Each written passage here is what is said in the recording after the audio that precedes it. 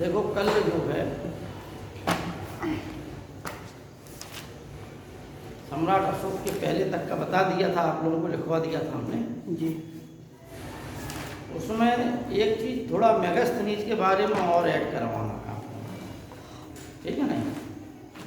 क्या है, मेगास्थनीज ने कुछ भ्रामक चीज़ें अपने ग्रंथ इंडिका में लिख दी। जी सर। ठीक है ना? कौन कौन सी चीज़ें थी? वो एक चीज़ ये थी कि भारत में दास प्रथा नहीं, ठीक है ना? मेगास्थनीज ने क्या कहा?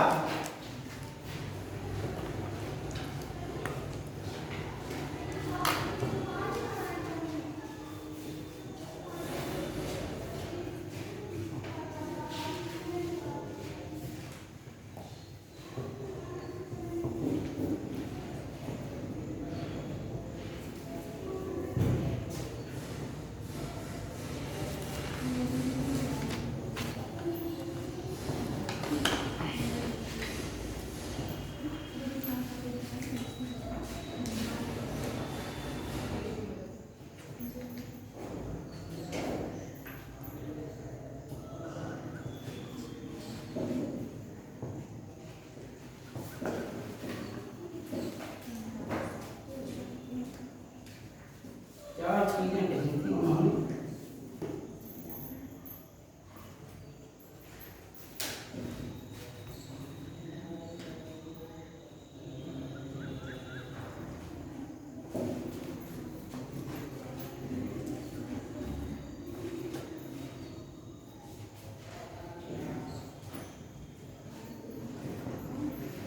मेगास्थनीज ने चार बातें कही थी। कौन कौन? भारत में दास प्रथा नहीं, ठीक? जी सर। पहले इस पर चर्चा कर ली जाए, ठीक है ना? दास प्रथा नहीं है, यह बात सत्य नहीं है, क्योंकि मेगास्थनीज से आने से पहले भारत में कई सौ वर्ष पहले बौद्ध धर्म का उदय हो चुका था और त्रिपिटकों में बौद्ध धर्म में त्रिपिटक बताए थे हमने, शुद्ध पिटक, विनय पिटक और अभिधम्म पिटक। जी। इन त्रिपिटकों में यह उल्लेख है कि भारत में 3 प्रकार के दास पाए जाते हैं, ठीक? दूसरी बात है, मौर्य काल का जो बहुत बड़ा स्रोत है वह है कौटिल्य का अर्थशास्त्र। तो कौटिल्य भी कहता है कि भारत में 9 प्रकार के दास हैं। कितने प्रकार के? 9 प्रकार के। और मेगास्थनीज क्या कह रहा है कि भारत में दास प्रथा है ही नहीं, और कौटिल्य उसी समय लिख रहा है कि भारत में 9 प्रकार के दास हैं। मनुस्मृति में भी जो है 7 प्रकार के दासों का उल्लेख किया गया। हालांकि यह रचना बहुत बाद की है और सबसे ज़्यादा दासों का प्रकार लिखा है नारद ने। नारद स्मृति में 12 प्रकार के दासों का उल्लेख, ठीक? भारत में यदि कोई ग्रंथ है जिसमें सबसे ज़्यादा विस्तृत उल्लेख दासों के बारे में है तो वह कौन सा ग्रंथ है? नारद। कौन सा ग्रंथ? नारद स्मृति। नारद स्मृति ही वह ग्रंथ था जिसमें 12 प्रकार के दासों का उल्लेख है और दास प्रथा से मुक्ति का विधान भी बताया गया, ठीक है ना? लेकिन यह भी बहुत बात की रचना है नारद स्मृति।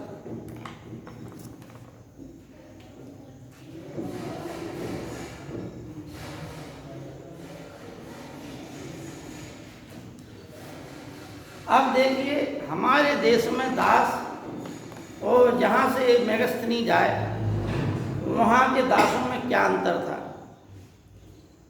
ये समझने वाली बात है। हमारे देश में जो दास थे उनके साथ मानवीय व्यवहार किया जाता, ठीक। और जो मानवीय व्यवहार का मतलब है कि वो दास तो हैं, लेकिन दास होने के बावजूद भी हैं तो इंसान। अतः परिवार के सदस्य उसे कुछ ना कुछ नाम देते थे, ठीक है नहीं। उसे दोनों टाइम का भोजन दिया जाता था, और जब उसके पास वो चीज़ें हो जाती थी, मूल्य हो जाता था उसके पास, तो वह मालिक को मूल्य चुकता करके दासता से मुक्त हो जाता था। अनेक प्रकार के दासों का उल्लेख है, ठीक है नहीं। कोई आजीवन भी दास रहते थे, कुछ मतलब खरीदे वाले, कुछ वैसे दास, कोई मान लो द्यूत पीड़ा में रख दिए जाते थे, कुछ लोगों ने उधार लिया उसी के दास हो गए। जब उधार नहीं चुकाया तो उन्होंने कहा 2 साल के लिए आप हमारे दास हो गए। लेकिन रोम में क्या थे जहाँ से ये आया, भाई इसने जो देखा वही लिखा। अब इसने वो चीज़ नहीं देखी जो वहाँ थी। कहाँ? यूनान में। यूनानी संस्कृति के पश्चात रोमन संस्कृति आई, तो उसी के धरातल पे वो खड़ी हुई थी रोमन संस्कृति। वहाँ क्या था? वहाँ ये था कि राजा लोग दूसरे देश पर आक्रमण करते थे, और उस देश को जीतने के पश्चात वहाँ के नागरिकों को बंदी बना लिया जाता था। बंदी बनाने के पश्चात उनके साथ पैरों में बेड़ियाँ डाल दी जाती थी, हाथों में हथकड़ियाँ डाल दी जाती थी, उन्हें जो है जंजीरों से बांध दिया जाता था, ठीक है नहीं। और एक वक्त का भोजन दिया जाता था। यह प्रथा भारत में नहीं थी। ये वाली जो प्रथा थी ये भारत में नहीं थी, बल्कि इससे आगे एक कदम और क्या होगा, जब रोमन संस्कृति आई, रोमन लोग आए, तो उन लोगों ने क्या किया, रोमन ने ये किया कि इन्हीं दासों से जो है मनोरंजन भी कराने लगे। जो WWE आप लोगों ने देखा होगा, तो वो WWE वास्तव में वो रोमन में था। आज भी दिल्ली में एक बहुत बड़ा स्टेडियम बना हुआ है जो 7 आश्चर्यों में एक है, ठीक है ना। उस स्टेडियम में वहाँ के संभ्रांत लोग बैठ जाते थे और दास छोड़ दिए जाते थे। उनके हाथों में हथियार होते थे, और ये कहा जाता था कि जब तक लड़ो, जब तक टिकाना कोई, मतलब जब आप का विरोधी कोई बाहर विरोधी सामने खड़ा है तो विरोधी को मारे बिना आप बाहर नहीं निकल। और ये उन लोगों के लिए मनोरंजन का साधन था, मालिक लोग रोमन लोगों के लिए, और वो लोग दास थे। अच्छा, इसके पश्चात जो व्यक्ति जिंदा बचता था उसे फिर दास, उसका स्वरूप दासता से मुक्ति मिल जाती। तो कुछ लोगों को जो पहलवान टाइप के दास होते थे, तो रोम में वो ऐसे लड़ाए जाते थे। कभी 2 दासों को, कभी एक दास को जानवर से लड़ाया जाता था, कभी अनेक दासों को लड़ा दिया जाता था। तो इस प्रकार की प्रथाएं, ये शुरुआत रोम से हुई, यूनान से हुई, और उसका विस्तृत रूप जो है दासता का कहाँ पे होगा, रोम में।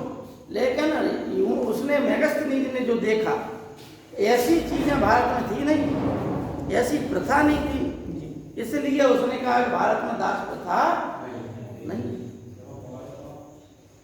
समझ में आ गई बात? अब देखिए, भारत में 7 जातियां, कौन कौन सी जातियां गिनाई उसने?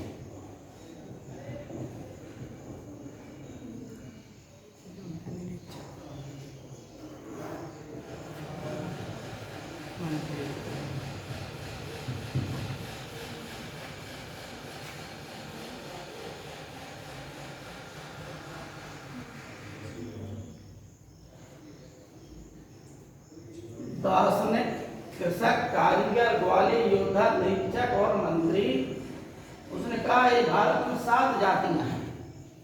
वो भी उसने पद के आधार पर इनको जातियां बना दिया, क्योंकि आज भी यूरोप में किसी प्रकार की विशेषकर सामाजिक संरचना, विशेष जटिल संरचना नहीं, ठीक है ना। परिवार देखिए, नगरों में परिवार एकल होते हैं और ग्रामीण परिवेश में परिवार संयुक्त होते हैं, सीधी सी बात है। तो वहाँ पे यूनान में प्राचीन समय से ही जटिल सामाजिक संरचना नहीं थी, अतः उसने भारत में एक पन्नी को नहीं मिली किसी, उसमें कागज के एक लड़के के गमले के पास से नहीं मिली किसी को। इतने लोगों को उसने देखा कि इतने लोग हैं भारत में, जिन लोगों को देखा तो ये भ्रामक जानकारियां थी, ठीक है ना। इसी प्रकार से उसने लिखा भारत में लेखन कला का अभाव है, ठीक है नहीं, क्योंकि भारत में इतिहास लेखन का कार्य नहीं होता था, जबकि यूनान में इतिहास का पिता किसे कहा गया? हेरोडोटस को। तो हेरोडोटस को इतिहास का पिता इसलिए कहा गया, हमारे देश में सबसे पहले जो है लिपि का आविष्कार सुमेरियन सभ्यता में हुआ था, ठीक। सुमेरियन सभ्यता यानी मेसोपोटामिया सभ्यता का अंग थी और इराक में ये पनपी थी। वहाँ से लेखन कला का विस्तार अन्य देशों में होता चला गया, भारत में भी विस्तार होगा। और यह जो है जब जो है रचना हुई तो वैदिक साहित्य की रचना हुई, ग्रंथों की रचना हुई। तो भारत में प्राचीन समय से ही ग्रंथ लिखे जा रहे थे, लेकिन यूनान में जिस प्रकार का इतिहास लिखा जा रहा था वैसा इतिहास भारत में नहीं लिखा जा रहा, ठीक। भारत में राजाओं का इतिहास लिखा जाता था, भारत में उनकी प्रशासनिक व्यवस्था के बारे में कहा जाता था। जैसे पुराण जो लिखे गए, पुराण का मतलब है प्राचीन आख्यान, तो पुराणों में ये कहा गया कि नंद वंश के पश्चात भारत पर शूद्र जाति का शासन होगा, ठीक। किसमें लिखा? विष्णु पुराण में लिखा, ठीक। और चंद्रगुप्त मौर्य को इसमें पुराणों में शूद्र स्त्री से उत्पन्न बताया गया जी। तो इस प्रकार से भारत में इतिहास लेखन प्राचीन समय से होता था, लेकिन यहाँ पर वो इतिहास लेखन कहानी टाइप में था। यहाँ पर कुछ कपोल कल्पित कहानियाँ भी उसी में जोड़ देते थे, इसलिए इतिहास भ्रामक हो गया। यहाँ एक रावण जो है राम से 15-20 पीढ़ी है, वही रावण को राम मार रहे हैं, ठीक। वही विश्वामित्र जो है वहाँ पर है, वही विश्वामित्र कई पीढ़ियों बाद भी दिखाई दे रहा है, ठीक है ना। विश्वामित्र जो है राजा उनके समय भी थे, क्या नाम, भाग्य क्या नाम, हरिश्चंद्र के समय, राजा हरिश्चंद्र के समय थे, जो शायद 33वीं पीढ़ी के थे राजा हरिश्चंद्र। भगवान राम की सूर्यकुल की इक्ष्वाकु वंश की परंपरा में 33वें नंबर के राजा हुए, भगवान राम 63वें ही थे। अब इतने लंबे समय तक विश्वामित्र और वशिष्ठ जो है दोनों ही पद बने रहे। जनक का इतिहास में लिखा है कि जनक की उपाधि थी, तो ये कुछ चीजें ऐसी हैं जो भ्रामक लगती हैं, उनका कहीं भी इतिहास में स्पष्ट उल्लेख भी नहीं हुआ है। एक वंश की पीढ़ियां गुजर गई और ऋषि मुनि वहीं खड़े रह गए, जो सबके कुलगुरु बने रहे हैं। तो ये बातें जो है हमारे जिन लोगों ने जो रचनाकार रहे, उन्होंने ये बातें स्पष्ट नहीं की, इसलिए इतिहास हमारा जो है कुछ अंधविश्वास का शिकार हो गया, और उसमें तारतम्यता नहीं है। इतिहास का मतलब है कि जिसमें क्रमबद्धता हो विज्ञान की तरह, ठीक है ना। लेकिन जैसे जेबी ब्यूरी ने कहा कि इतिहास विज्ञान है, ना कम ना ज़्यादा, तो वहाँ से इतिहास एक नए अनुसंधान के विषय में उभर आया। इसलिए भारत का पहला ऐतिहासिक ग्रंथ जो है राजतरंगिणी कहा गया, क्योंकि गलहण ने काउलो यानी काकोड़ वंश, उत्पल वंश और लोहार वंश। कश्मीर का जो इतिहास लिखा उसमें उसने बिल्कुल क्रमबद्धता से लिखा है, ऐतिहासिक तथ्य लिखे हैं। इसलिए कल्हण को ही भारत का पहला ऐतिहासिक लेखक माना जाता है और भारत का पहला ऐतिहासिक ग्रंथ राजतरंगिणी माना जाता है। IAS, PCS और अनेक परीक्षा में ये प्रश्न आ चुका है, ठीक है नहीं। अब देखिए, भारत में अकाल नहीं पड़ते, तो भारत में जैसा कि हमने चंद्रगुप्त मौर्य के शासन काल में पढ़ा कि चंद्रगुप्त मौर्य के शासन काल में 12 वर्ष का मगध में अकाल पड़ा, जिसके कारण उसे मगध छोड़कर जाना पड़ा। अपने पुत्र बिंदुसार के रूप में गद्दी छोड़ के चला गया वो, बिंदुसार को राजा बना के। तो ये बात उसी समय से 2 मई को भारत में अकाल पड़ते थे, ठीक है नहीं। उसी कालखंड में चंद्रगुप्त मौर्य के शासन काल में ही यह बात सिद्ध हो गई कि भारत में अकाल पड़ते, और जबकि मेगास्थनीज क्या कह रहा है कि भारत में अकाल नहीं पड़ते। ये चीज छूट गई थी कल, वो हमने आज आपको बता दिया।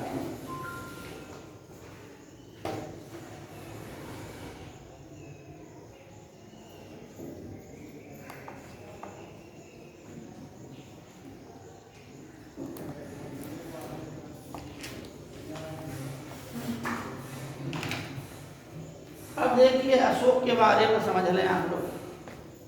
सम्राट अशोक के बारे में हमने बताया कि 273 ईसा पूर्व में वह दावेदार तो हो गया, लेकिन राज्याभिषेक उसका 269 ईसा पूर्व में होगा जी, 4 साल। अब इतने वर्ष क्या होगा? इतने वर्ष का इतिहास अंधकार के इतिहास में समा है, क्योंकि दीपवंश महावंश ये कहते हैं कि अशोक अपने 99 भाइयों की हत्या करने के पश्चात गद्दी पर बैठा। तो जाहिर है कि उसका जो बड़ा भाई था सुसीम, वो जो है राजकन्या से उत्पन्न था। अशोक की माँ का नाम सुभद्रांगी था। क्या नाम था? सुभद्रांगी। सर, कहीं कहीं 101 मतलब भाइयों को उल्लेख मिलता है। हाँ, तो उसमें 99 मार दिए थे। 101 का मतलब ये है 2 भाई थे वो, अशोक 2 भाई थे जी हैं, तो चंडाशोक और विक्ताशोक। तो चंडाशोक जो है अशोक को कहा गया जी, ठीक है नहीं। पहले इसका स्वभाव जो निष्ठुर था, योद्धा भी था, ये बड़ा लड़ाका था, लेकिन निष्ठुर प्रवृत्ति का था, इसलिए इसका नाम क्या है? चंडाशोक था। और विक्ताशोक इसके भाई का नाम था, जिसे जो है तिस्य के नाम से भी जाना गया। अशोक ने उसे जो है एक प्रांत का राजा बनने के पश्चात अपने छोटे भाई के सगे भाई 2 ही थे, ठीक है नहीं। और इसकी जो माँ थी वो चंपा के एक ब्राह्मण थे, उनकी यह पुत्री थी, बहुत सुंदर थी। इस वजह से जब सम्राट अशोक की नज़र पड़ गई तो सम्राट अशोक ने उससे विवाह कर लिया, ठीक है नहीं। सुभद्रांगी नाम था। चंपा के ब्राह्मण की, चंपा एक नंदी थी, तो वहाँ अंगराज जनपद की राजधानी थी एक समय, तो वहाँ इनका विवाह हो गया। उनसे 2 पुत्र हुए, अशोक और विक्ताशोक। विक्ताशोक को तिस्य कहा गया है कहीं कहीं। अच्छा, इसकी माँ जो है एक आजीवक संप्रदाय के व्यक्ति थे, पिंगल वत्स। पिंगल वत्स जो है इसके कुल गुरु थे, यानी गुरु मानती थी उसको, ठीक। इस प्रकार से अशोक का प्रारंभिक जीवन बड़े संघर्ष में व्यतीत हुआ। बिंदुसार के शासन काल में हमने कल बताया था 2 बार तक्षशिला में विद्रोह हुआ। उस समय जो है अशोक ने चूंकि अपनी प्रतिभा दिखा दी थी, वो हालांकि साधारण परिवार की माँ थी उसकी, लेकिन उसकी प्रतिभा जो है पूरी जनता समझ चुकी थी। चाणक्य समझ गया था उसकी प्रतिभा को, अशोक की को। राधा गुप्त समझ गया था, जो कि बिंदुसार का मंत्री था, और बाद में राधा गुप्त इसका पुरोहित बना, चाणक्य के पश्चात है प्रधानमंत्री बना। इन लोगों ने ही अशोक की बहुत ज़्यादा सहायता की। तो ये सब लोग जो है, अच्छा, बिंदुसार के दरबार में एक ब्राह्मण ने भी जब इसका जो देखा है बचपन में, तो उसने घोषणा कर दी थी कि यह जो है बहुत बड़ा राजा सिद्ध होगा। ठीक, ये सब घटनाएं हुई जब जो है तक्षशिला में विद्रोह हुआ पहली बार बिंदुसार के शासन काल में। तो उस समय जब सुसीम नहीं दबा पाया तो उस समय जो है अशोक अवंती का, मतलब आज वर्तमान में उसे उज्जैन कहते हैं, वहाँ का राजा था। तो अशोक को फिर आदेश दिया गया कि तुम तक्षशिला में हुए विद्रोह को दबा दो। अशोक वहाँ गया और वहाँ पर उसने जनता के सामने कहा कि भाई तुम क्यों विद्रोह कर रहे। तो जनता ने ये कहा कि राजन, हम आपके खिलाफ विद्रोह नहीं कर रहे, हम इन अमात्य हैं, जो इन अमात्य माने अधिकारी होते थे, इनके खिलाफ विद्रोह कर रहे, हम लोगों का शोषण करते हैं। तब फिर अशोक ने उस समस्या का हल किया। हालांकि बाद में अशोक के पश्चात ये अमात्य जो है ज़्यादा शक्तिशाली हो गए और साम्राज्य के पतन का कारण भी बने। ठीक, तो अशोक के समय यानी बिंदुसार के समय 2 बार तक्षशिला में विद्रोह हुआ, दबाया गया। एक बार बाद में वो कहा गया कि जो है राजकीय षड्यंत्र था, और जिसमें चूंकि सुसीम को जनता के सामने और मंत्रियों के सामने राज दरबार में यह सिद्ध करना था कि सुसीम बहुत योग्य है। ठीक है ना। अशोक की चूंकि वाहवाही हो गई इस विद्रोह को दबाने के पश्चात, तो वह क्रेडिट सुसीम चाहता था कि ये क्रेडिट हमें मिल जाए। तो उसने जो है षड्यंत्र करके ऐसे ही विद्रोह करा दिया।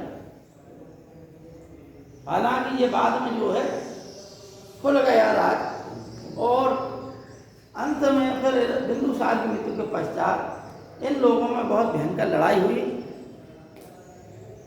और एक जो महावंश दीपवंश में कहा गया है वो बात सिद्ध हुई।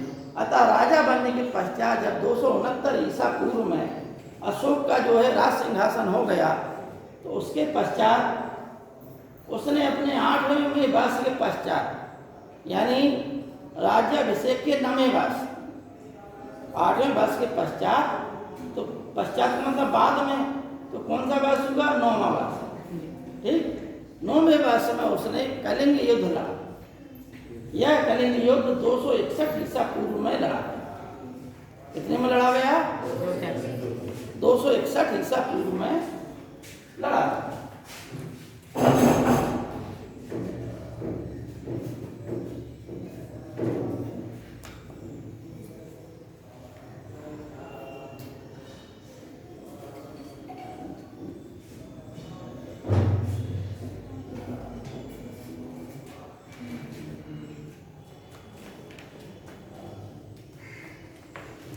वहां पर कलिंग युद्ध जो है राजा का नाम का उल्लेख नहीं है। ठीक है नहीं कि राजा कलिंग का राजा कौन था। ठीक, क्योंकि कलिंग कभी स्वतंत्र हुआ फिर जो है कि वो हो गया, तो इसलिए कोई प्रॉपर राजा का नाम पता नहीं चलता है। ठीक है, कौन राजा था। ठीक, हो सकता है कोई श्रेष्ठी के नियंत्रण में हो उस समय। कलिंग का महत्व यह था कि कलिंग जो है समुद्र किनारे था। कलिंग में हाथी भरमार थे, हाथियों की आपूर्ति होती थी। कलिंग से विदेशी व्यापार भी हो सकता था। कलिंग में लोहे की, कोयले की खदानें थी। अतः कलिंग इसलिए महत्वपूर्ण था, यदि कलिंग को जीते बिना अशोक जो है अपने राज्य को सुरक्षित नहीं रख सकता था। ठीक, और हाथी जो है उस समय युद्ध के लिए एक बहुत ज़्यादा सेना को मजबूती देते थे। मगध साम्राज्य के उत्कर्ष में सबसे ज़्यादा योगदान इन हाथियों का ही रहा। लोहा और हाथी, इन 2 चीज़ों ने मगध राज्य को उत्कर्ष दिया। लेकिन जब यही टेक्नोलॉजी हाथी और लोहा अन्य राज्यों में फैल गए, तो अन्य राज्य भी जगह जगह से साम्राज्य बन गए। मौर्य साम्राज्य के पश्चात देखिए सातवाहन वंश दक्षिण में फैल गया। उसका कारण ये था कि जिन तकनीकों का इस्तेमाल मौर्यों ने किया, उन्हीं तकनीकों का प्रयोग अन्य राज्य करने लगे। ठीक है। अतः अब आगे देखिए आप लोग कि इस युद्ध में करीब 1 लाख लोग मारे गए। कलिंग के 1 लाख लोग मारे गए और करीब 1.5 लाख लोग घायल हुए। ठीक। युद्ध के पश्चात ऐसा कहा जाता है कि अशोक जो है देख रहा था, युद्ध समाप्त हो गया तो एक जो विधवा हो गई थी स्त्री, उसने अशोक को कहा कि तुम इतने नरसंहार के दोषी हो, इतने लोगों को तुमने ना कुछ एक जमीन के टुकड़े के लिए मरवा दिया हैं। यदि तुम राजा हो, अपने आप को भगवान मानते हो, अहंकार के मत में तुमने इनको राज्य विस्तार के लिए इनको मरवा दिया तुमने, यदि तुम में शक्ति हो तो इनको जिंदा करके दिखा दो। अब हम लोग इतनी विधवा हुई हैं, इनका पालन पोषण कौन करेगा? अतः अशोक के मन में उस महिला के जो वचन हैं वो हृदय कर गए और उसका जो है मन परिवर्तन, फिर वह धीमे धीमे करके अहिंसक हो गया। और ऐसा कहा जाता है उपगुप्त ने अशोक को बौद्ध धर्म में दीक्षित कर दिया। ठीक है, किसी ने कहा निग्रोथ ने, नीव ग्रोथ ने, और किसी ने कहा निग्रोथ है, निग्रोथ या उपगुप्त, दो नाम मिलते हैं। निग्रोथ एक नाम मिलता है उपगुप्त।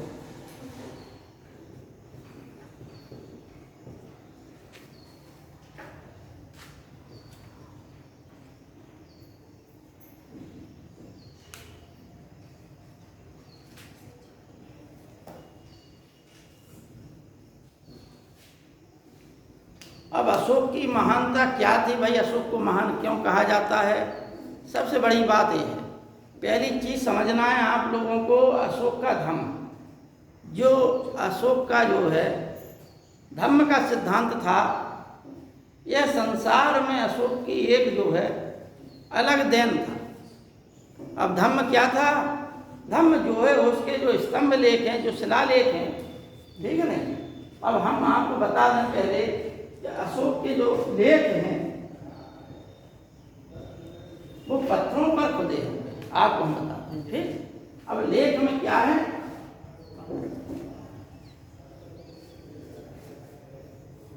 लेख तीन प्रकार के हैं। कौन कौन?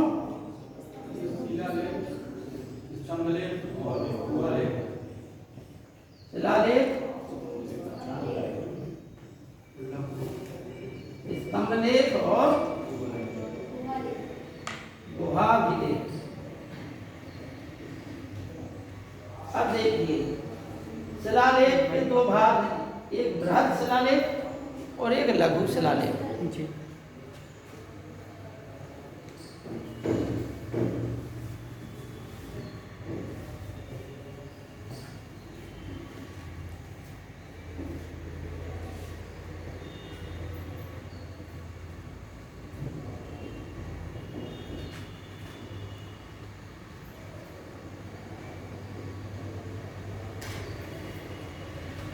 स्तंभ लेख जो है ये भी इसी प्रकार से है। बृहद स्तंभ लेख और लघु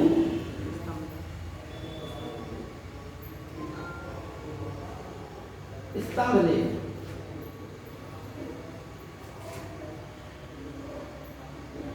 और अशोक ने बराबर की गुफा पे ये बनाया था, कल हमने आपको लिखा दिया। कौन कौन से थे अशोक के? कर्ण चौपड़, सुदामा गुफा और विश्व झोपड़ी। ये तीन बराबरी गुफा पर उसने बनवाई थी। ये तीन का उल्लेख मिलता है।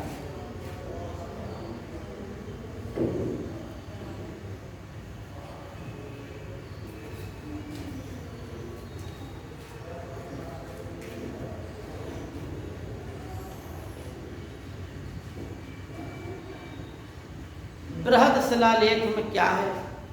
बृहद शिलालेख में जनता के लिए उसने जो कार्य किए उनका उल्लेख है।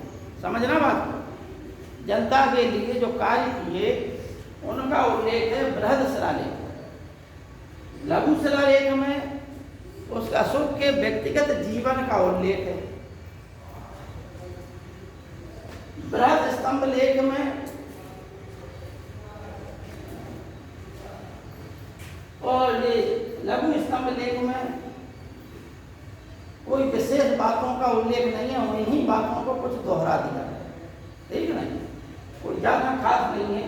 अंतर क्या है कि स्तंभ लेख, जो बृहद स्तंभ लेख हैं, वो कितने मिले? 6 स्थानों से मिले। और उनकी संख्या, जो लेख है वो लेख कितने मिले? पत्थर पर एक लेख था और वो लेख कितने मिले? Point by point 7। ठीक, समझना बात। स्थान 6 और लेख 7। इसमें लिखना बृहद स्तंभ लेख में स्थान 6 और लेख 7।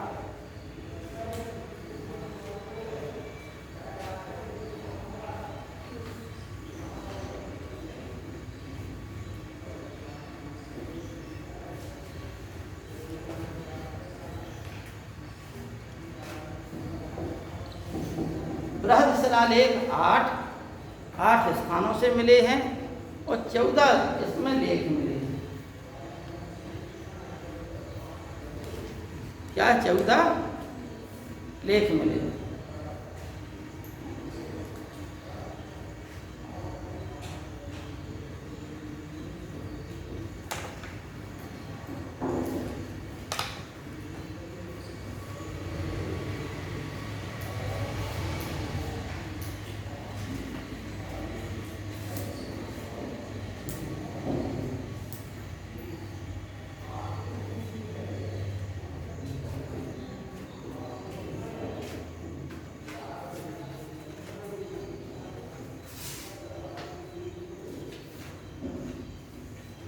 बृहद शिलालेखों में ही अशोक की कुछ नीतियों का उल्लेख मिलता है। ठीक,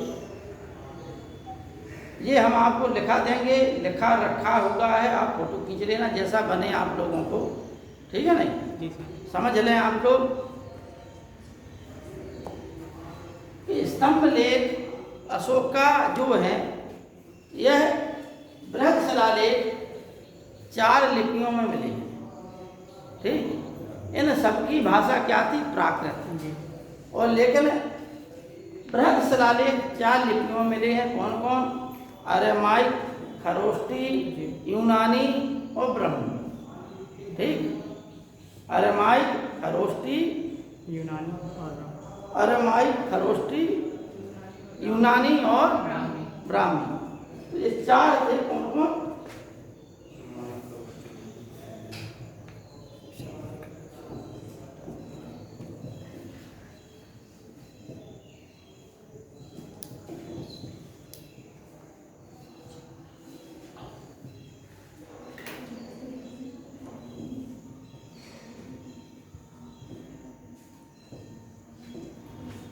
मानसेरा और शहबाजगढ़ी से, जो पाकिस्तान में है,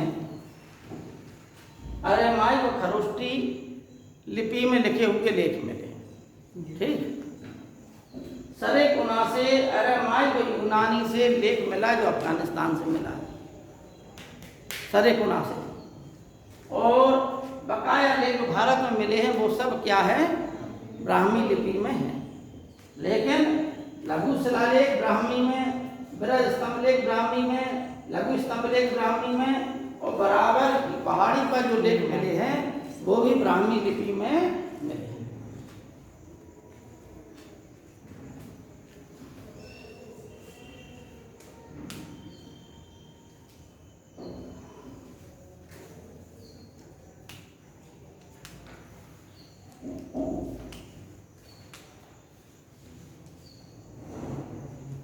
अब इसमें अशोक का धम्म समझना है आपको। धम्म का मतलब होता है धर्म, समझना। धम्म का अर्थ क्या होता है? धर्म। इसमें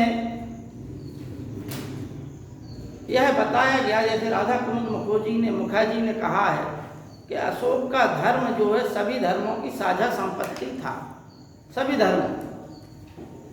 ठीक है, अब कैसे था? यही बात जो उसके लेखों से सिद्ध हो जाती है। भाई ये तो कहा गया कि अशोक ने बौद्ध धर्म स्वीकार कर लिया, बौद्ध धर्म स्वीकार कर लिया, लेकिन अशोक ने ना तो राजपाट छोड़ा, अपने जीवन के अंत तक मरते मर गया, लेकिन उसने अपना जो है राजपाट नहीं छोड़ा। ठीक है नहीं?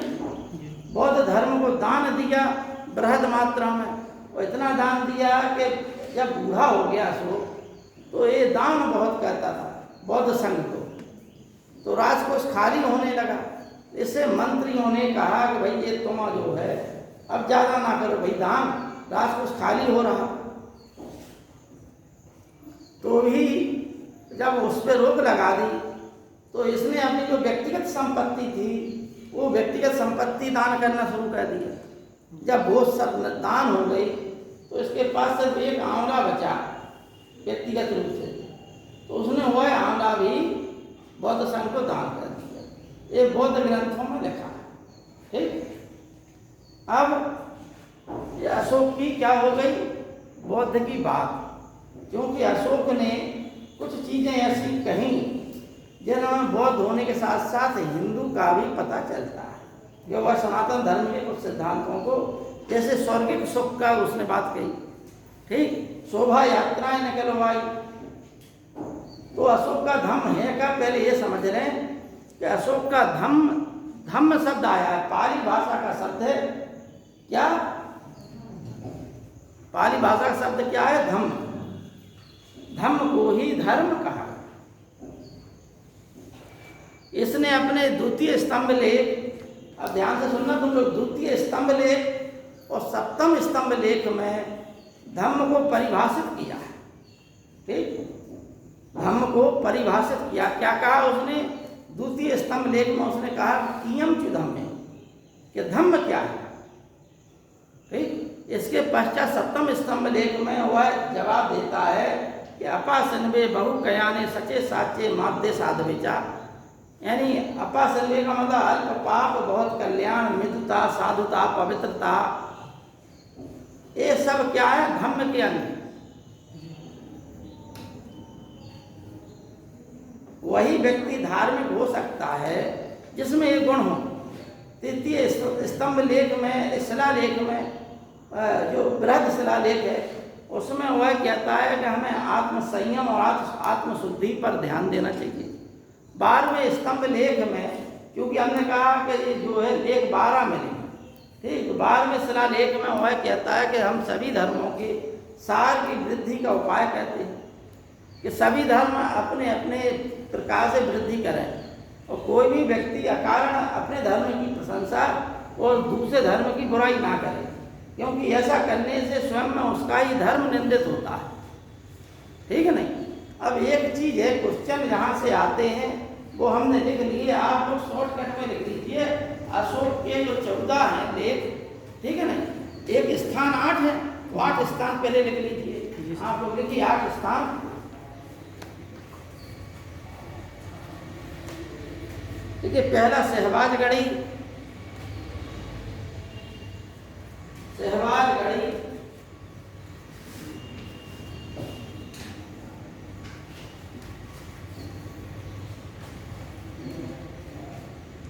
दूसरा देखिए मानसेहरा,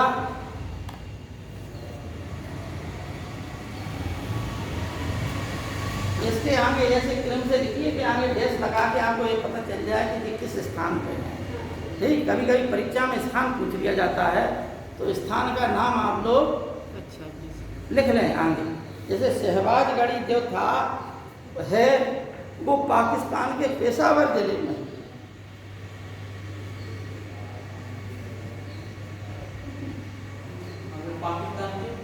पाकिस्तान के पेशावर जिले। उसी प्रकार से हमने दूसरा लिखाया मानसेहरा, ये पाकिस्तान के हजारा जिले में।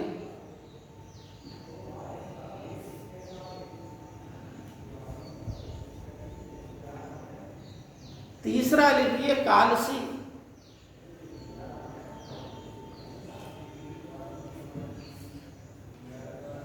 कालसी उत्तराखंड के देहरादून में है, देहरादून जिले में कालसी।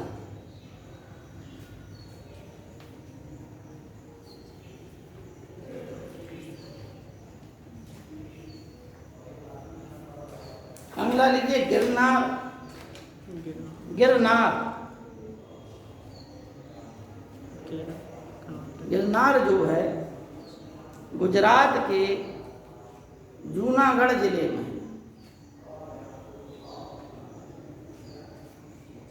4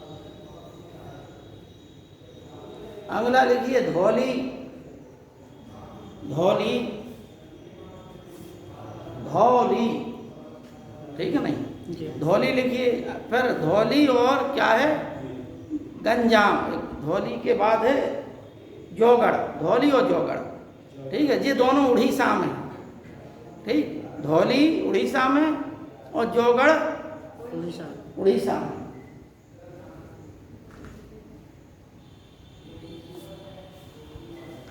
धौली और आप समझना, ये दोनों उड़ीसा में हैं, इसलिए अशोक ने यहाँ पर जो धौली और जोगड़ में जो लेख खुदवाए थे उसमें 11वां लेख नहीं लिखवाया, 12वां लेख नहीं लिखवाया, 13वां लेख नहीं लिखवाया। इसकी जगह 11, 12, 13वां लेख की जगह पे उसने क्या लिखवाया, उसने वहाँ पर पृथक कलिंग प्रज्ञापन लिखा है, ठीक, कलिंग के लोगों के लिए कुछ आदेश लिखवाया जिसे पृथक कलिंग प्रज्ञापन कहते हैं, पृथक कलिंग प्रज्ञापन कहते हैं। ये कहाँ से, धौली और जोगड़ से।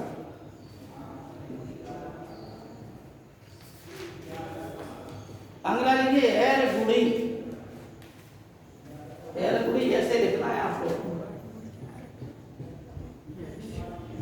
ये आंध्र प्रदेश में है एरगुड़ी,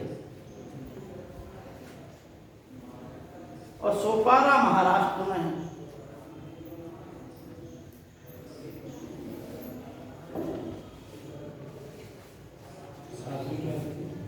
ठीक है, अब आप लोग स्तंभ लेख लिख लें, फिर इनके जो लेख हैं वो लिख लें, ठीक। महाराष्ट्र क्या है, आंध्र प्रदेश, अरगुड़ी आंध्र प्रदेश और सोपारा महाराष्ट्र। सोपारा महाराष्ट्र में।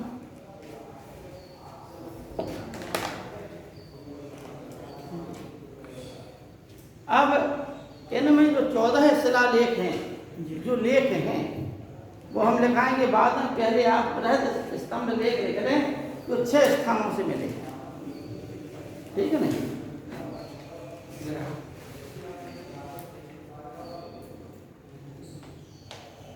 पहला लिखिए दिल्ली मेरठ, पहला लिखिए कहाँ से मिला है, दिल्ली मेरठ।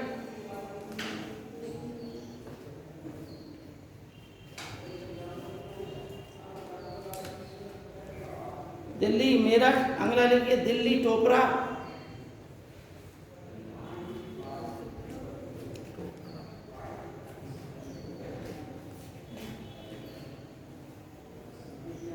अब जो दिल्ली मेरठ वाला है और दिल्ली टोपरा वाला है, दिल्ली मेरठ वाला मेरठ से फिरोज शाह तुगलक ने खुदवा कर दिल्ली में स्थापित करवाया था, ठीक। और दूसरा जो है उसको भी टोपरा यानी हरियाणा से इसको उखड़वा कर इसको यहाँ पर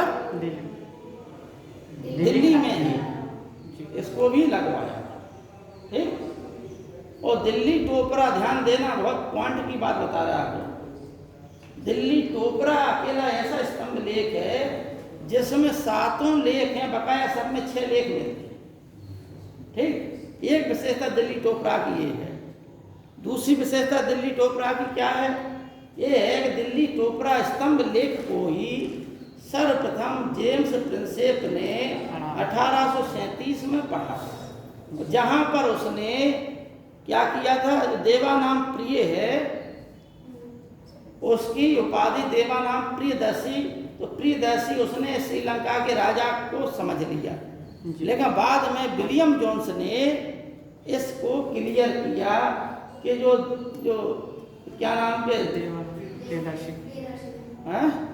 यही तो हाँ, ये जो नाम है वो सम्राट अशोक का है, ठीक है। इसी प्रकार से विलियम जोन्स ऐसे इसको क्या नाम, चंद्रगुप्त को एंड्रोकोर्स, सैंड्रोकोर्स, सैंड्रोकोप्टस आदि के नाम से यूनानी लेखकों ने लिखा। तो इन नाम की पहचान ही विलियम जोन्स ने की थी, ठीक है ना। अच्छा, दिल्ली टोपरा हो गया, तो यहाँ से जो है ब्राह्मी लिपि को फिर पढ़ा जाने लगा, ठीक है ना। अगला लिखिए आप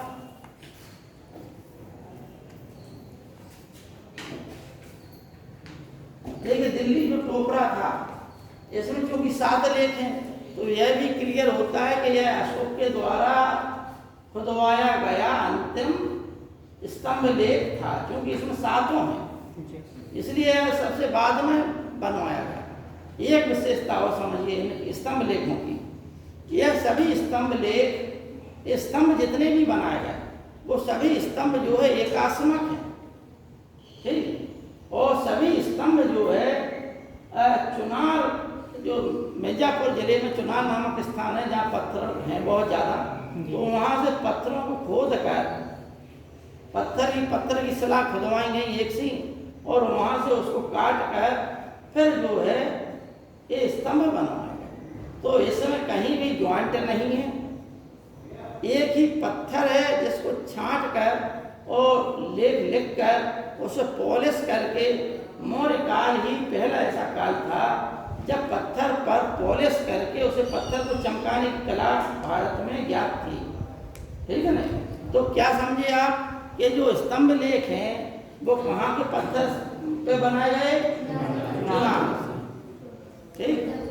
ये जो कैसे थे ये स्तंभ लेख, स्तंभ जो बनाए गए वो सब एकास्मक थे। एकास्मक का मतलब है कि इसमें बीच में कहीं भी ज्वाइंट नहीं था, एक ही पत्थर के, अच्छा नीचे मोटे हैं और ऊपर क्या है थोड़े से सकरे, ठीक। अच्छा दूसरी बात ये है कि भारत में भी, भारत से पहले भी विश्व इतिहास में एक शासक हुआ जिसका ईरानी शासक था, जिसका नाम था दारा प्रथम, ठीक। दारा प्रथम ही ऐसा पहला शासक था जिसने भारत पर आक्रमण किया। तो ऐतिहासिक दृष्टि, अच्छा इस चीज का उल्लेख किसने किया, इस चीज का उल्लेख हेरोडोटस ने किया अपनी पुस्तक इंडिका, उसका वह पुस्तक का नाम है हिस्टोरी का नाम, हिस्टोरी का नाम, ठीक। तो हेरोडोटस ने अपनी पुस्तक में ये लिखा कि दारा प्रथम का साम्राज्य इतना विस्तृत था कि उसका साम्राज्य भारत के पश्चिमी प्रदेशों तक फैला हुआ था, और वहां से उसे कुल साम्राज्य का 10% कर के रूप में प्राप्त। हेरोडोटस ने अपनी पुस्तक में लिखा है। तो ऐतिहासिक दृष्टि से यह एक क्वेश्चन बनता है कि भारत पर प्रथम सफल विदेशी आक्रमणकारी कौन था, तो वह था दारा प्रथम, ठीक। और दारा तृतीय को सिकंदर ने हरा दिया था और ईरानी साम्राज्य पर कब्जा कर लिया, और उसकी पुत्री रुखसाना से विवाह कर लिया था, ठीक है ना।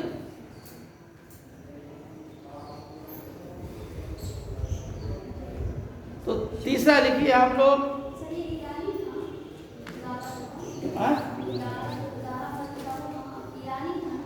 ईरान थे। उस समय 4-5 साम्राज्य विस्तृत थे, एक यूनानी साम्राज्य, एक मिस्र का साम्राज्य, एक ईरानी साम्राज्य, एक भारत का साम्राज्य और फिर चीन का साम्राज्य, इतने साम्राज्य थे। तो सिकंदर ने क्या किया, सिकंदर ने यूनान को, सिकंदर के पिता ने जो मकदूनिया का था, फिलिप नाम था जिसका, फिलिप प्रथम, ठीक है ना, यह उसकी पहली पत्नी का पुत्र था सिकंदर, और इसको उसने भगा दिया था कि हटो यहाँ से, ठीक। और दूसरी पत्नी के साथ रहता,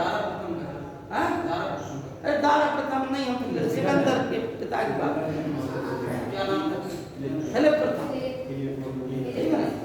तो इसने भगा दिया था, लेकिन और उसने क्या किया कि यूनान में उस समय गणराज्य था, कुलीन लोगों का शासन था यूनान।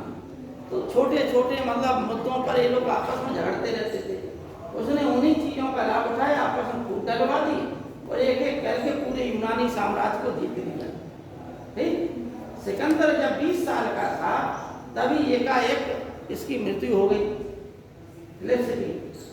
तो उनके मंत्रियों ने देखा कि सिकंदर जो है उसका ज्येष्ठ पुत्र है और 20 साल की उम्र का है, युवराज है, युवा है, और कठोर नियंत्रण में पाला गया था उसे, क्योंकि राजा का पुत्र था, बहिष्कृत था। लेकिन एक राजकीय साज सम्मान होता है, बड़ा आदमी अंदर निकल भी जाए तो अपनी जेब तोड़ के भिखारी मतलब भीख मांगने लगे, उसकी एक ठसक रहती है, एक शान रहती है उसकी, वो समझ में आता है कि हाँ भैया ये है, उस प्रकार का है ना। तो इसी प्रकार से वो लोग अपना विक्षिप्त जीवन जी रहे थे और एकाएक उसे जो है गद्दी पर बिठा दिया गया। ठीक, उसके गुरु का नाम था अरस्तु। ठीक, अरस्तु का गुरु था प्लेटो, प्लेटो का गुरु था सुकरात। तो यह जो है महान दार्शनिक थे। जिस प्रकार से भारत में उपनिषदों में कहा गया है अहम ब्रह्मास्मि, उसी प्रकार से सुकरात ने कहा था नाउ दाई योरसेल्फ, यानी अपने आप को जानो, अपने को जानो। ये वो ऐसे लोग थे जिन्होंने अपने जीवन को जो है समर्पित कर दिया। जब सिकंदर सुकरात को जहर दिया गया तो राजा ने ये कहा क्योंकि ये देवी देवताओं की बुराई करता था। कौन? सुकरात।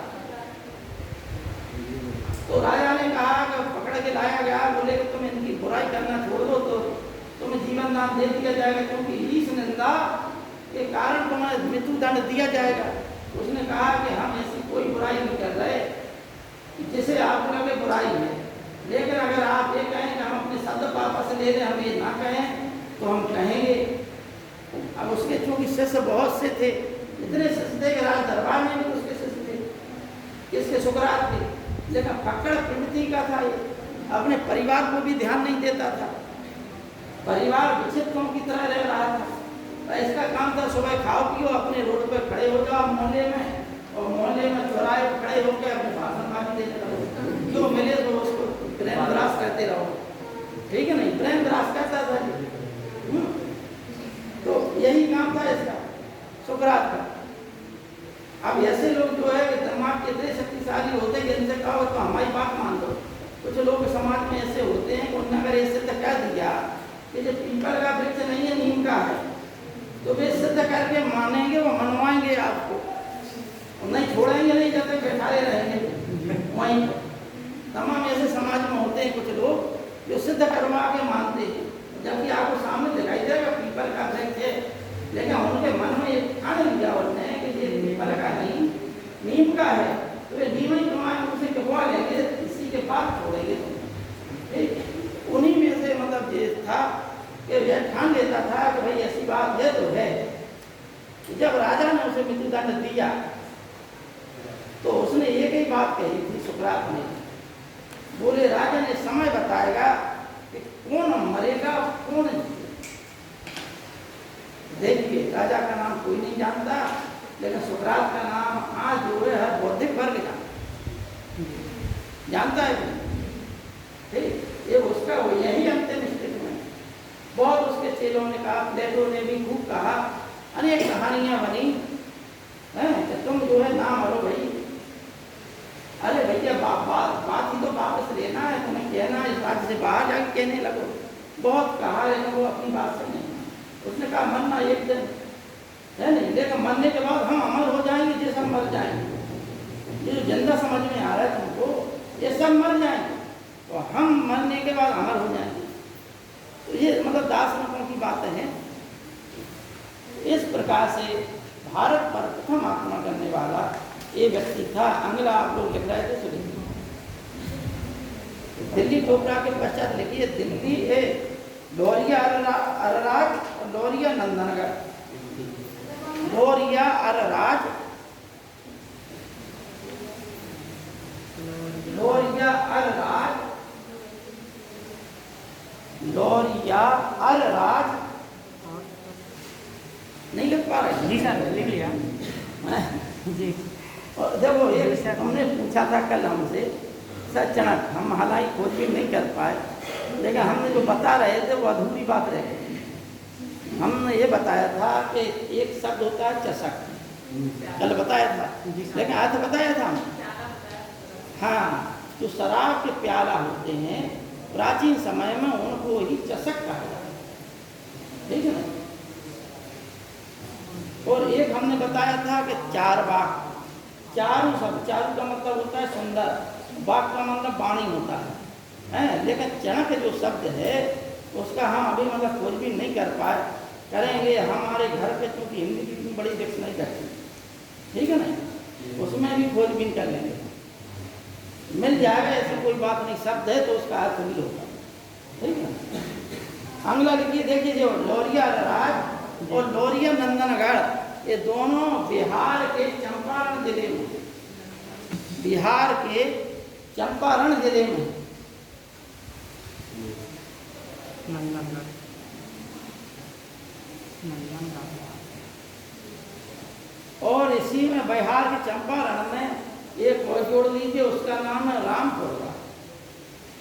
रामपुरवा, ये तीन जो है बिहार के चंपारण में, लौरिया राज, लौरिया नंदनगढ़ और रामपुरवा बिहार के चंपारण जिले में हैं ये तीनों। और एक अंतिम बचा है, 5 हो ही गए, छठवां है प्रयाग का। ठीक, छठवां प्रयाग। हाँ? देखो लौरिया राज, लौरिया नंदनगढ़ और 5वां था आपका रामपुरवा। ठीक, अब एक चीज आपको बता दें, ध्यान आगे हमको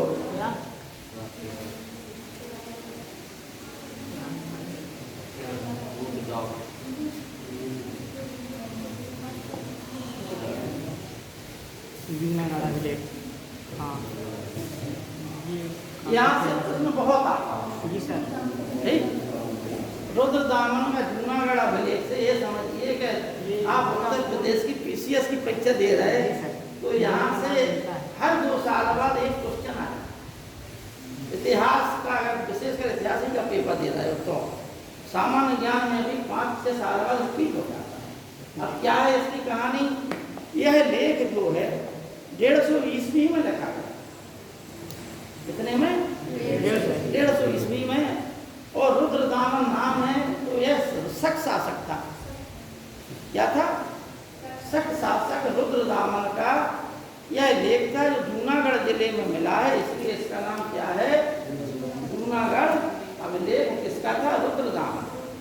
ठीक, अब यहाँ से क्वेश्चन क्या बनते हैं वह समझना है। इसी लेख में पहली बार चंद्रगुप्त मौर्य और अशोक का नाम एक साथ मिला।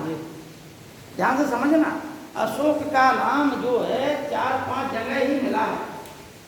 आपको बता दें, अशोक के खुद के लेखों में अशोक का नाम 4-5 जगह मिला है। 4 जगह पीसीएस परीक्षा में आया है, एक आध जगह बाद में कोई पत्थर मिला, उसमें भी अशोक का नाम मिला है। 4 कौन से हैं? मास्की, गोजरा, नेतूर और उदयगोला। ये चारों दक्षिण भारत में हैं।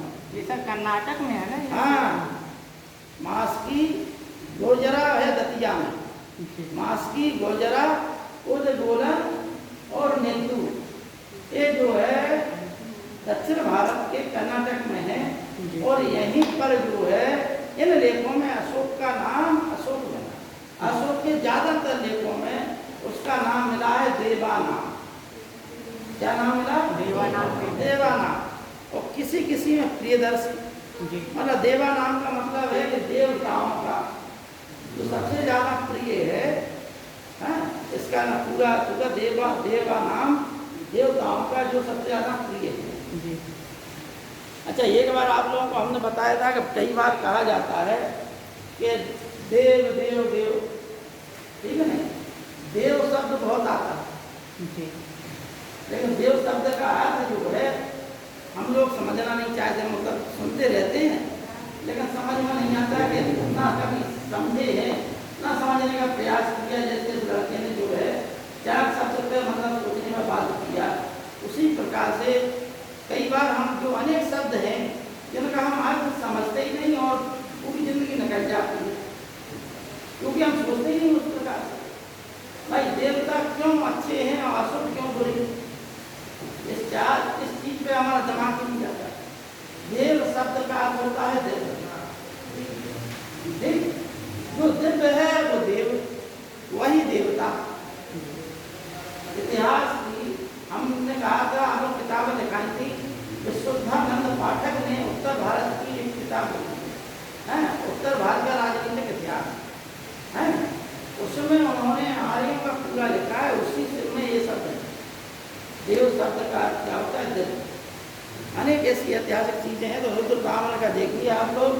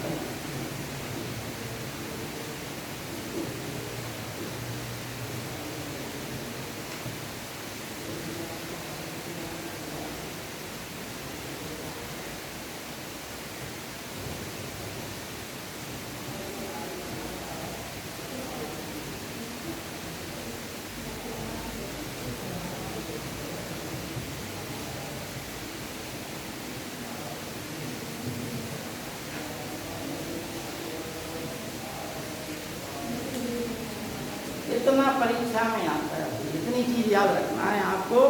ये कहानी सब किस ऊपर आधारित है? सुदर्शन झील के ऊपर आधारित। जी सर। सुदर्शन झील।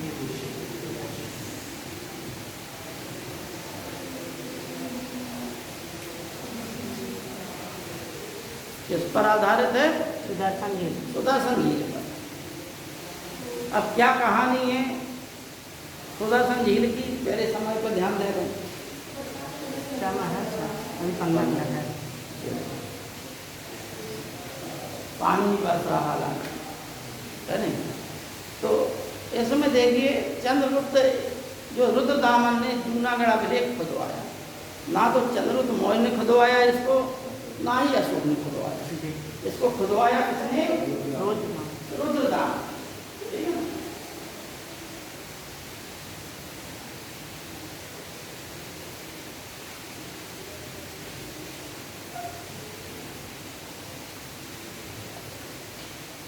रुद्रदामन ने जो एक लेख खुदवाया, गुजरात के जूनागढ़ में स्थित है। वहाँ पर दो पर्वतों के बीच में उसने एक झील का निर्माण करवाया। ऐसा रुद्रदामन ने लिखा है कि एक झील का निर्माण करवाया। उस झील का निर्माण चंद्रगुप्त मौर्य ने किया, करवाया। ये रुद्रदामन ने अपने अभिलेख में लिखा। तो झील का निर्माण चंद्रगुप्त मौर्य ने करवाया। वहाँ की सिंचाई की व्यवस्था के लिए, पानी की व्यवस्था के लिए ये काम उसने करवाया। ठीक। सम्राट अशोक जब शासक बने तो उन्होंने इस झील पर, क्योंकि यहाँ से पानी निकालने के लिए और भी जनता लाभान्वित हो सके, पानी अधिक मात्रा में ठहर जाता था, तो उसने उससे नहरें निकलवा दी। तो उसने बांध बनवाया और नहरें निकलवाई उससे। किसने? सम्राट अशोक। ठीक। अब उस समय क्योंकि जो कार्य दिया गया वह कार्य चंद्रगुप्त मौर्य ने किसे दिया था? पुष्यगुप्त वैश्य को। किसको दिया था? पुष्यगुप्त। चंद्रगुप्त मौर्य ने पुष्यगुप्त वैश्य को दिया था और अशोक ने तो शास्त्र को दिया। ठीक। तो शास्त्र। अच्छा, इसमें से एक जो है ईरानी था, पहलव था, और एक यवन था। ठीक। उस समय उपधा परीक्षा होती थी। उपधा परीक्षा का मतलब है एक टेस्ट होता। जैसे आप लोगों को डीएम बनना है, आईएएस बनना है, तो एक टेस्ट होगा, उसमें पास हो गए तो आप डीएम बन गए। तो अजय मौर्य काल में भी था, एक उपधा परीक्षा होती थी। जो उपधा परीक्षा पास हो जाते थे उन्हें ही राजपद दिया जाता। ठीक। तो इन लोगों का उनकी योग्यता के आधार पर चयन हुआ था। एक ईरानी था इनमें से। अब कौन ईरानी था हम थोड़ा कंफ्यूज हो गए, इसलिए आपको क्लियर नहीं बताया। नहीं करने के जब तुम चढ़ गए हमारे ऊपर के साथ गलत बताया। ठीक है ना? शायद उसमें से तो सात यवन था और ये ईरानी था हमारे ख्याल से।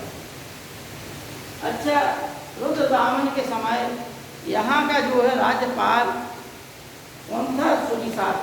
और रुद्रदामन के समय हुआ क्या? रुद्रदामन के समय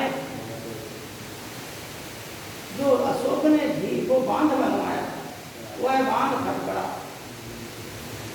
नष्ट हो गया। तो जनता ने पानी के लिए मांग की।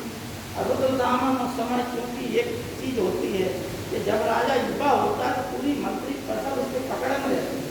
जैसे ही राजा बूढ़ा होने लगता है तो मंत्री परिषद के लोग हैं वो भी अपनी मक्कारी पे आ जाते हैं। चाहे आप अधिकारी हों या वे हों, आप रिटायरमेंट पे हों, तो आपका मुझ सब नौकरी लगेगी। ठीक है ना? और जब तक आप युवा हैं, आपकी नौकरी बहुत है और आप में जोश है, तड़क भड़क है आप में, तो क्या है कि आप सब जो है जी हुजूर करते हैं। ठीक। बहुत कम ऐसे अधिकारी होते हैं कि जो प्रारंभ से लेकर अंत तक अपना रुतबा बनाए रखते। उन्हीं में से ये लोग राजा लोग थे। इनका भी नेताओं का भी समझते, कुछ लोगों की ऐसी स्थिति होती है। तो सुविशा के रुद्रदामन के समय जैसे अशोक की हमने कहानी बताई थी, इसी प्रकार की कहानी इसकी है। रुद्रदामन की मंत्री परिषद ने उसके लिए बांध के निर्माण के लिए इसे राजकोष से पैसा देने से मना कर दिया। अतः इसने क्या किया, इसने अपना जो व्यक्तिगत कोष था, जो उसकी अपनी व्यक्तिगत संपत्ति थी, उस संपत्ति से इसने सुदर्शन झील का निर्माण करवाया। ठीक, उस पर जो बांध था उसका पुनः निर्माण करवाया। ठीक, लेकिन गुप्त वंश के शासन काल में यह बांध फिर इसमें दरारें आ गई, उठने लगा ये। तो वही कार्य स्कंदगुप्त ने किया। स्कंदगुप्त ने अपने राज्यपाल चक्रपालित को दिया। चक्रपालित ने जो है अपने पुत्र बाणभट्ट को आदेश दिया। इस प्रकार से इनमें जो है 4 लोगों के नाम, शासकों के नाम, उनके राज्यपालों के नाम भी मिलते हैं कि इन्होंने इनको आदेश दिया, और ये सब जो है सुदर्शन झील के निर्माण से संबंधित है। ठीक, अच्छा, ये क्यों ऐतिहासिक दृष्टि से महत्वपूर्ण है? क्योंकि इसमें ये ऐसा लेख है जिसमें चंद्रगुप्त मौर्य और अशोक दोनों का नाम एक साथ।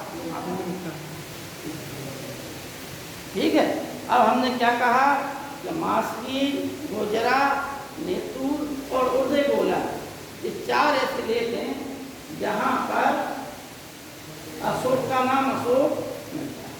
ये क्वेश्चन जो है कई बार PCS की परीक्षा बहुत बार रिपीट हुआ है, बहुत बार। ठीक,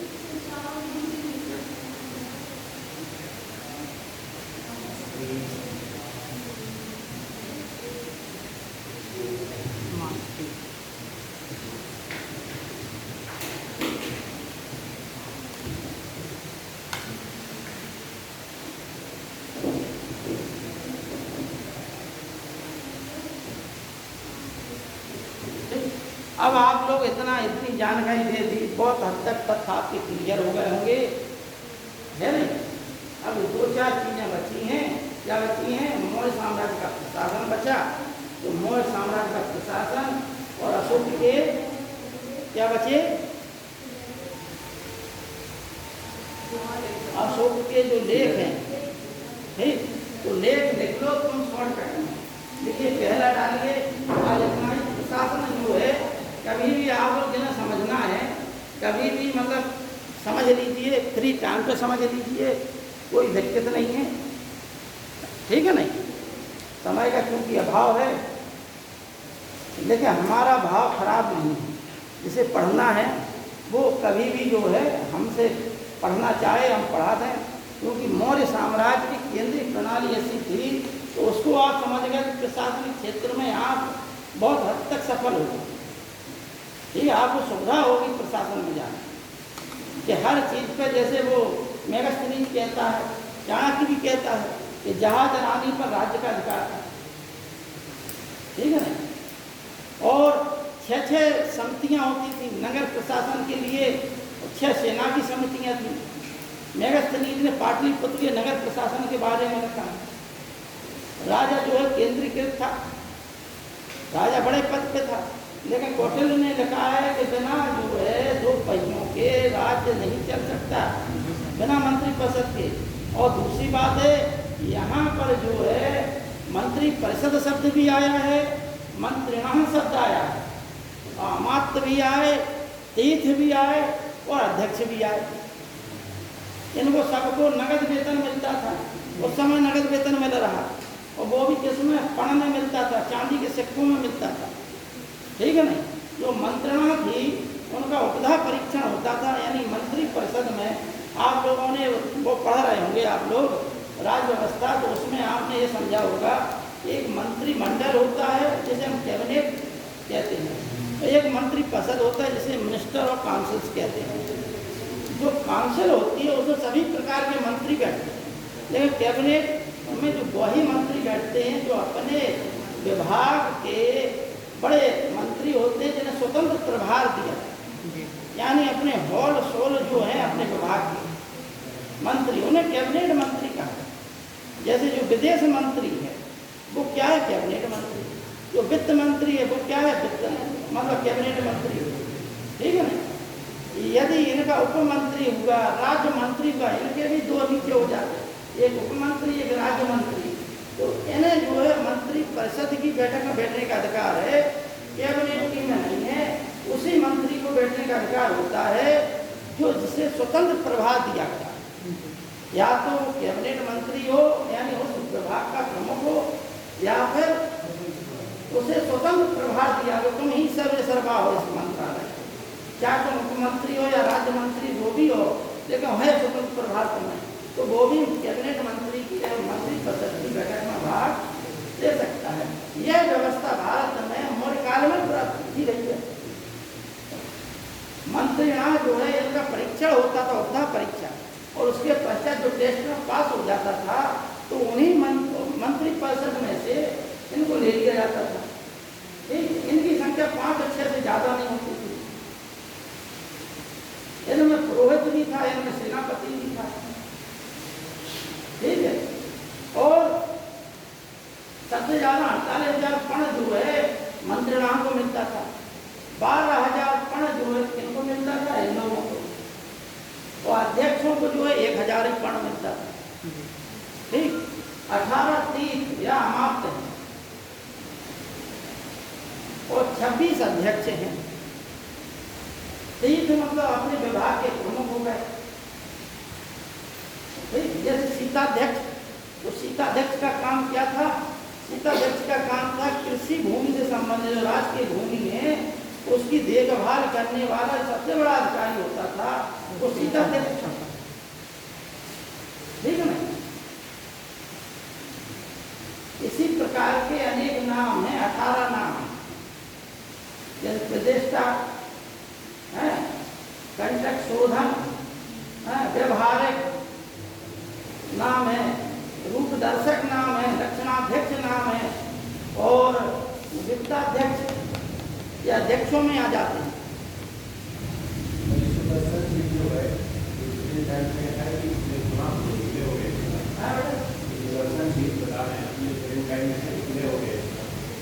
अब इस समय का हमें मालूम है,